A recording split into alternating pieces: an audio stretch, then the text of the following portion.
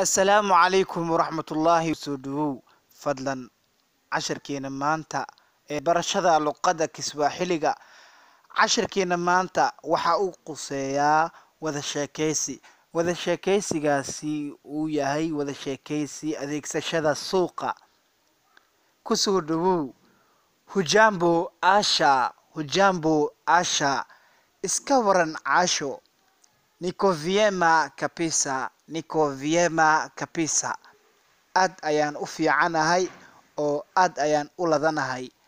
leo unakimbia sana unaenda wapi maanta ad ayaad u cararaysaa intee u socotaa ninakimbia kwa sukuni suuqan u cararayaa suuqan u degdegsanahay je unanunua matunda qudaar ma soo iibinaysaa caashoy qudaar ma soo iibinaysaa suuq maxaa ka doontay oo maxaa ka rabtaa ndiyo ununua matunda ha qudaar aan soo iibinayaa nikufuate asha mkuraaca suuqa caashoy suuqa mkuraaca ikiwa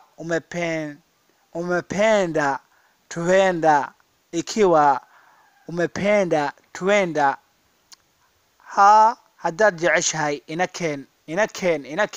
inakeen walaalkaygu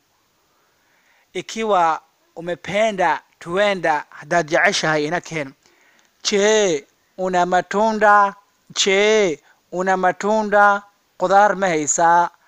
ninka oo qudaarta iibiya baa loo tagay markaasaa la yiri qudaar ma haysaa je una matunda qudaar ma haysaa ndiyo karibu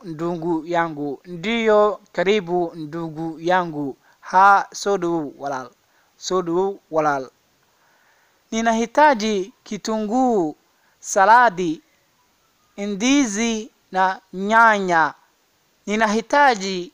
ninahitaji waxaan u baahnaa kitunguu basal saladi ansalato ndizi moos na nyanya iyo nyanyo ninahitaji kitunguu saladi ndizi nyanya waxaan rabay basal ansalato moos iyo nyanyo unauzaje kilo za kitunguu kilada basasha imisaad iibinaysaa oo kilada basashi imisaad iibinaysaa hamsini konton unauzaje kilo za kitunguu kilada basasha imisaad iibinaysaa bei kali tafadhali punguza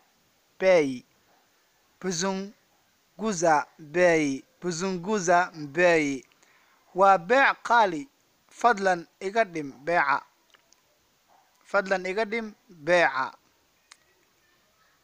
bei kali tafadhali punguza bei waa beec qaali fadlan iga dhim beeca nifungie kilo moja hal kiil isaar waa mahadsantiin dhammaan ardada